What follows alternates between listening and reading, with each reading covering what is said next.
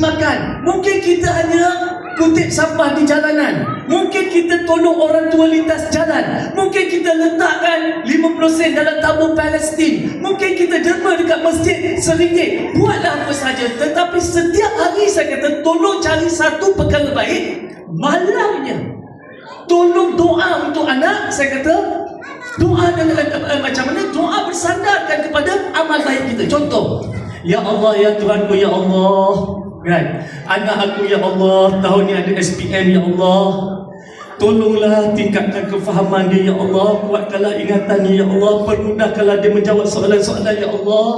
Ya Allah, siang tadi aku nampak kucing siku, ya Allah, kesian kucing tu, ya Allah. Jadi aku tak tahan tengok dia lapar, maka dia datang-datang, aku berikan makanan. Separuh daripada makanan yang ada dalam pinggan aku bagi dekat kucing tu makan sekenyang-kenyangnya.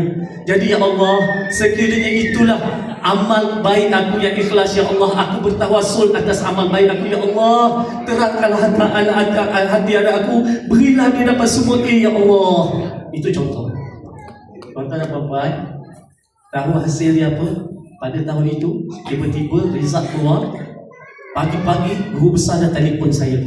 Doktor, result UPSR dah keluar. Apa cerita? Ya Allah doktor, seronoknya saya. Ya, apa cerita? Apa result mak anak-anak?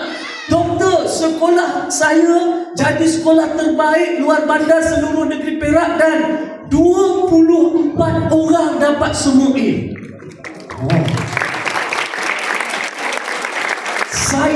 Saya termenung. Ceruk mana datang 24 orang? Saya tak jumpa 24 orang. Tetapi mustahil bagi kita, tidak mustahil bagi Allah. Jadi tuan-tuan dan puan-puan, anak saya nak SPM tahun lepas. Mak dia kan, tiap-tiap hari dia buat sedekah subuh. Tak banyak pun, 10 ringgit pun bagi. Dia sedekah subuh aja dia sedekah ke surau-surau. Malam dia minta, ya Allah, anak aku SPM, bagilah dapat semua dia, ya Allah, apa semua. Kan?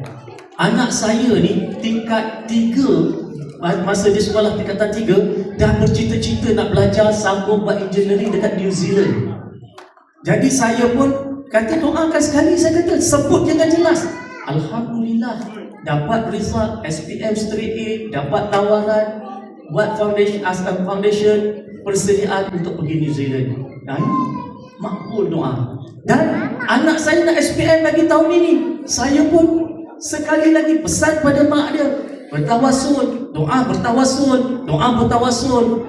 Baru ni anak saya result tak dapat lagi, tapi anak saya kata, dia kata, ayah tak sabarnya tunggu result, tak sabarnya tunggu result. Saya kata, kenapa tak sabar sangat tunggu result? Because dia kata sebab dia rasa macam boleh dapat semua A ni, macam dapat semua A. Dia punya feel good factor tu kan. Saya kata, insyaAllah kita doa, banyakkan bertawassul, banyak berdoa. Jadi tuan-tuan, perkongsian ini saya berikan kepada tuan-tuan dan puan-puan, balik buat untuk anak-anak kita. Anak saya degil sangat, tawassul, doa. Doa, bertawassul. Anak saya malas belajar, doa, tawassul. Anak saya ni kan tak nak solat, doa, tawassul. InsyaAllah Allah buka pintu hati. Cuba buat tuan. Tak payah tak susah benda ni nak kita buat. Saya dah berikan benda ni kepada banyak orang. Alhamdulillah, mujarab. Dan satu lagi doa,